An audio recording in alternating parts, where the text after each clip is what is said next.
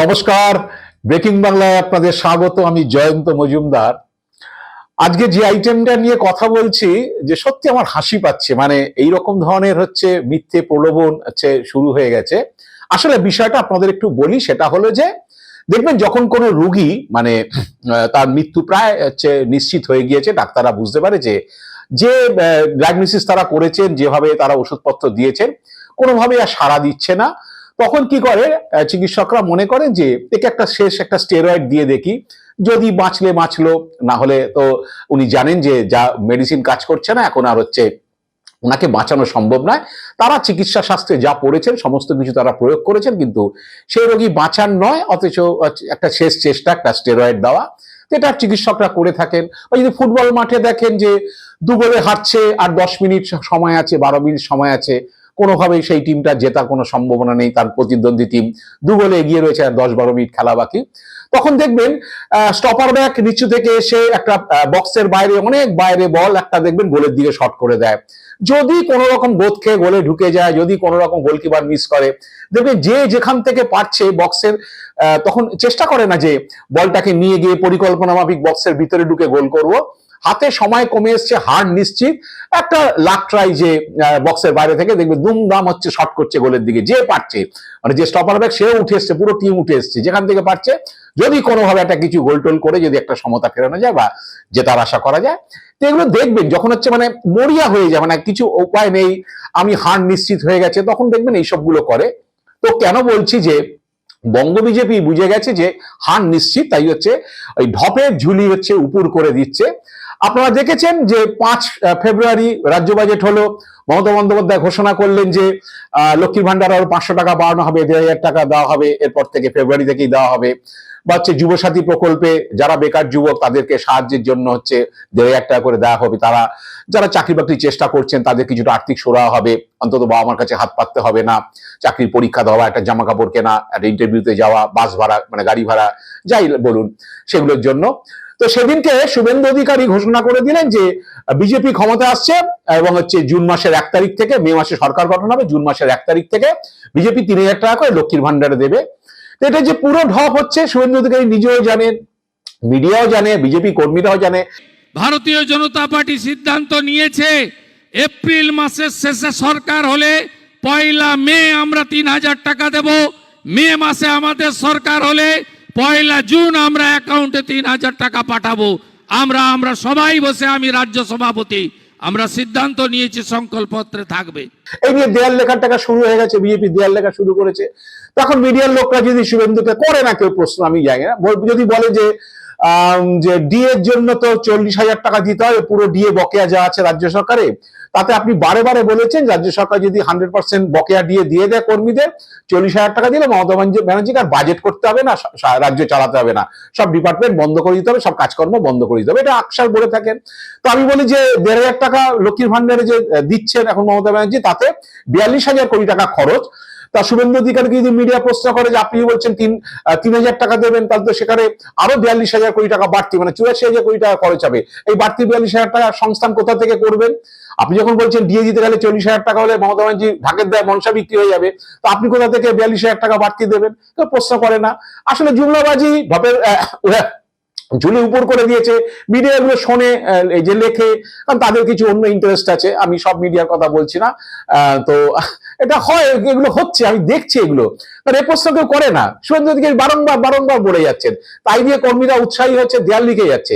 আরে এই লিখতে গেলে তো আপনাকে তো সংস্থানের জায়গাটা বলতে হবে। আপনি অন্য সংস্থানের ব্যাপারে রাজ্য সরকারকে কাঠগড়া তুলছেন, আর নিজেকে কিভাবে সংস্থান করবেন সেটা আপনি বলছেন না। তার মানে ওই আসলে লোকেরও গা সওয়া হয়ে গেছে, কারণ এই 15 লাখ টাকা অ্যাকাউন্টে আসবে, আর এই 2 কোটি করে বছরে চাকরি, মানে 11 বছরে 22 কোটি চাকরি হয়ে যাওয়ার কথা, এইসব ঢপবাজি শুনে শুনে বিজেপি থেকে লোকেরও গা সওয়া হয়ে গেছে, বুঝতে পারে যে ঢপবাজি দিচ্ছে।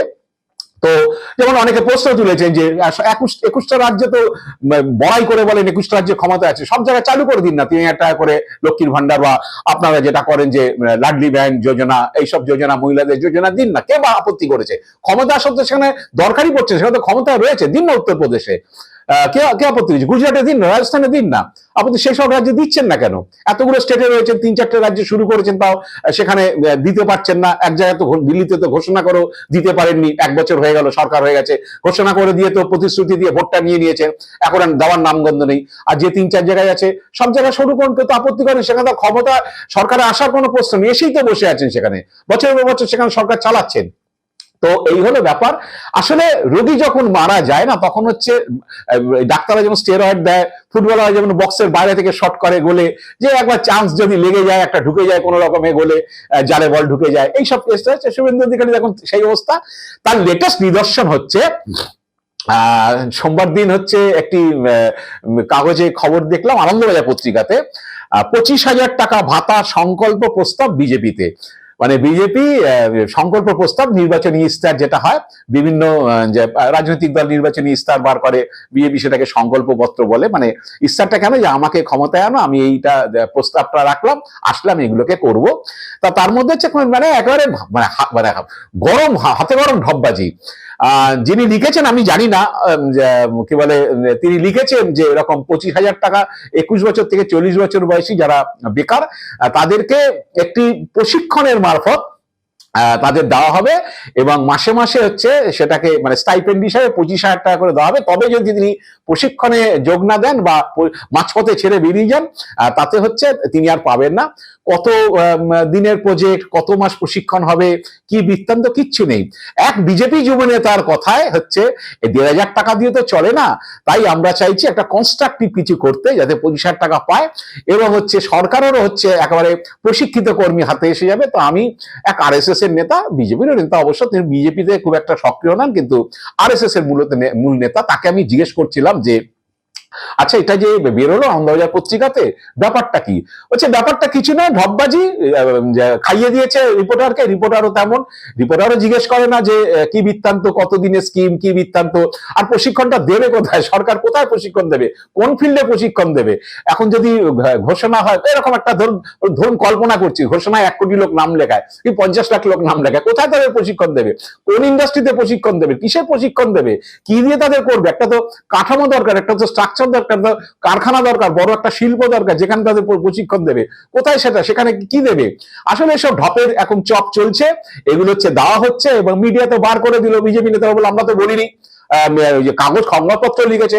আসলে এই সংবাদপত্র, বহুল প্রচারিত সংবাদপত্র বেরিয়ে গেল, কিছু ইউটিউব চ্যানেল খবর করে দিল, কিছু টিভি চ্যানেল খবর করে দিল, কিছু লোকের মধ্যে সঞ্চারিত হলো, তারা হচ্ছে প্রলোভিত হতে পারে, প্রলোভিত হচ্ছে বাবা বিজেপি আসলে 25,000 করে মাসে পাবো, ট্রেনিং ফেনিং করতে হবে, একদম চাকরির মতো একদম টাকা পাবো, কতদিনের প্রোগ্রাম, কি প্রোগ্রাম, কিচ্ছু বৃত্তান্ত নেই, পুরো ঢপটা হচ্ছে ওইভাবে খাইয়ে দেওয়া হয়েছে। তো এখন কেউ যদি প্রশ্ন করে, বিজেপি নেতাদের দায় নেবে না, নাম নেই শুভেন্দু অধিকারী বা সুকান্ত মজুমদার বা সমীর ভট্টাচার্য বলেননি যে 25,000 টাকা মাসে, মানে বুঝতে পারছেন, যদি 1 কোটি লোক নাম লেখায়, পশ্চিমবাংলার বাজেটটাই উঠে যাবে, বাজেটটা দিতে হবে না, 1,500 টাকাতেই হচ্ছে 42,000 টাকা খরচ। এবার যদি 1 কোটি নাম লেখায় যে আমরা প্রশিক্ষণ নেব এবং আমাকে প্রশিক্ষণ দাও এবং আমাকে 25,000 টাকা করে দাও, অ্যামাউন্টটা বুঝতে পারছেন কোথায় কোথায় যাবে, ক লক্ষ কোটি টাকাতে যাবে। এইগুলো হচ্ছে মানে, এই যখন আমি বাঁচবো না, মৃত প্রায়, তখন এসব স্টেরয়েড মারা। যদি এইসব করে কিছু লোককে ভুল বোঝানো যায়, ভুল বুঝিয়ে প্রলোভন দেখে যদি কিছু যুবককে যদি মাথা ঘুরিয়ে দেওয়া যায়, বিজেপি কেন ট্রেনিং দিয়ে 25,000 টাকা করে মাসে দেবে, কিচ্ছু না। আবার সেই নেতাও বললেন, ধরুন সংকল্পপত্র তো কত কি বেরোয়, কত ঢপবাজি বেরোয়, সেগুলো কি কেউ হচ্ছে দেখে, বিচার করে, এবার সেই বিচার করে ভোট দেয়, নাকি পরের ভোটে জিজ্ঞেস করে তুমি তো ভাই আগের বার এটা বলেছিলে, কেন এটা করেনি? ধরেননি না ঢপবাজি, ঢপের উপরই চলছে। ঢপ দিয়ে যদি কেউ, ঢপ যদি গিলে খেয়ে কেউ যদি হচ্ছে ভুল করে হলো প্রলোভনে ভোট দিয়ে দেয়, কিছুটা তো লাভ হলো। তো এখন এই ঢপবাজি চলছে, রোগী হার নিশ্চিত, রোগী মৃতপ্রায়, কিছু করার নেই। তো এক বিজেপি নেতাকে আমি জিজ্ঞেস করলাম যে এসব ঢপবাজি চলছে, 3,000 টাকা লক্ষ্মীর ভান্ডার, 25,000 নাকি হচ্ছে ভাতার প্রস্তাব হচ্ছে, সংকল্প পত্রে আসবে, হ্যান। তিনি আমাকে বললেন যে আপনি শুভেন্দু অধিকারী, সমীর ভট্টাচার্যদের একটু জিজ্ঞেস করুন যে বাংলায় যদি ক্ষমতায় আসতে হয়, পরিষ্কার কথা হচ্ছে তার, পরিষ্কার কথা, কারণ ওনারা একটু রাজনীতি সচেতন, যে বাংলায় যদি ক্ষমতায় আসছে হয়, অন্তত দেশ 148টা তো মেজরিটি, তাতে কলকাতা এবং সংলগ্ন 4টে জেলা আছে, যেগুলোতে একটা বিরাট সিট, দক্ষিণ চব্বিশ পরগনা 31টা, উত্তর চব্বিশ পরগনা 33টা, হাওড়ায় 16টা, কলকাতায় 11টা, 91খানা আসন। তো এই 91খানা আসনের মধ্যে অন্তত 50% আসন আপনাকে পেতে হবে। যে আসন না পেলে আপনি কোনোদিন মানে বাংলার মসনদে বসতে পারবেন না। এই 91টা আসনের মধ্যে হচ্ছে 2021 সালে বিজেপি 5টা আসন পেয়েছিল উত্তর 24 পরগনাতে, দক্ষিণ চব্বিশ পরগনা কোনো আসন পায়নি, হাওড়ায় কোনো আসন পায়নি, কলকাতায় কোনো আসন পায়নি। তো আমি যদি বলি 5টার মধ্যে এখন 4টে হয়ে গেছে। তিনি বলছেন যে আমি যদি বলি যে 5টা আসন পেয়েছে, 86টা তৃণমূল পেয়েছে, তা 5টা থেকে হচ্ছে যদি অন্তত 50% আসতে হয় তাহলে আরো 40টা আসন দরকার। আমি 45টা ধরছি, 90টা 91টা জায়গা 45টা ধরছি। বাকি না আপনি মনে করে বললেন যে আমি বাকি 100 আসন উত্তরবঙ্গ বা অন্যান্য জায়গা থেকে, দক্ষিণবঙ্গের অন্যান্য জায়গা থেকে আমি জিতবো। কিন্তু এই 4টে জেলায় অন্তত 45 থেকে 50টা আসন না পেলে হচ্ছে সরকার গঠন কোনোভাবে সম্ভব না। তা তিনি বললেন যে একটু শুভেন্দু অধিকারী, সমীর ভট্টাচার্যকে বলতে পারেন যে 5টা আসন আপনারা জিতেছেন 21 সালে, আরো তো 40টা মিনিমাম জিততে হবে। তো এই 4টে জেলার মধ্যে আপনারা ওই 5টা বাদ দিয়ে আর 4টে নিশ্চিত আসনের নাম বলুন তো, যে যেটা আপনারা জিতবেনই, এরকম একটু বলতে বলুন তো। 40টা ছেড়ে দিন, শুধু 4টে বলুন যে কনফার্ম আমরা এই সিটটা যে দাঁড়াবে আমাদের জিতবে। যেমন তিনি বললেন যে কৃষ্ণনগর উত্তর সিটটা বিজেপি বলে যে আমি জিতবই, ওটা বলা যায় যে জিতবে। বা পূর্ব মেদিনীপুরে 4-5টা সিট আছে, কাঁথি সিট আছে, এরকম আছে কিছু, যেটা শুভেন্দু অধিকারী বলতে পারে যে এই 4টে সিট আমি জিতবই, 7টা এবার জিতেছি, এই 4টে এবার জিতবই। সেটা 8টাও হতে পারে, 10টা হতে পারে, 12টা হতে পারে, সে বলতে পারে। কিন্তু নিশ্চিত 4টে আসনের নাম বলতে বলুন যে এই 4টে জেলাতে 91টা সিট, যে 5টার বাইরে গতবার জিতেছিলাম, 4টে বলতে বলুন তো। হ্যাঁ, বলতে পারবে না। 40টা তো ছেড়ে দিন। তো হচ্ছে এইগুলো এখন বাতেলাবাজি চলছে, বাতেলাবাজি যুগ চলছে। তবে যতই বাতেলাবাজি দিন, এখন বাতেলাবাজি দিয়ে ভাবছে যে হার নিশ্চিত হয়ে গেছে, কিছু তো করার নেই। তো এখন হচ্ছে যদি এইসব প্রলোভন দিয়ে মিডিয়াকে খাইয়ে এসব এই দেওয়া হবে, ওই দেওয়া হবে, এই করবো আমরা, আসলে ওই করবো, আসলে লক্ষ্মীর ভান্ডার দেবো, অমুক দেবো, যে বেকারদের 25,000 করে দেবো, এইসব দিয়ে ফিরে যদি মানুষকে ভোলানো যায়, তবে তিনিও বললেন যে মনে হয় না তাতে কিছু হবে। কারণ এই যখনই এইসবগুলো ওঠে তখনই সেই মোদিজির কথা উঠে যায় যে 15 লাখ টাকা অ্যাকাউন্টে আসবে বা 2 কোটি করে বছরে চাকরি। তো তিনি বললেন 2 কোটি করে বছরে চাকরি হলে, 11 বছরে 22 কোটি চাকরি হলে বিজেপিকে আর এসব কথা বলতে হতো না যে বেকারদের অমুক দেবো, ভাতা দেবো, বা তৃণমূল ভাতা দিচ্ছে, চাকরি ঘরে ঘরেই থাকতো হচ্ছে, আর এসব বলতে হতো না, অন্য লাইনে তাদের হচ্ছে প্রচার করতে হতো। যাই হোক, এখন হচ্ছে আমার কথা এইটাই যে যখন রোগী মৃতপ্রায়, হার যখন নিশ্চিত, তখন এই ঢপের ঝুড়ি উজাড় করে দিতে হবে, মানে করে দিচ্ছে। এবং আগামী দিনে দেখবেন, আগামী 1 মাসে দেখবেন আরো এসব ঢপবাজির গল্প আপনাদের সামনে আসবে, বেরোবে। আপনারা অপেক্ষায় থাকুন, অনেক হচ্ছে চমক এখনো বাকি আছে। আজ এ পর্যন্তই। আপনারা ভালো থাকবেন, সুস্থ থাকবেন। নমস্কার।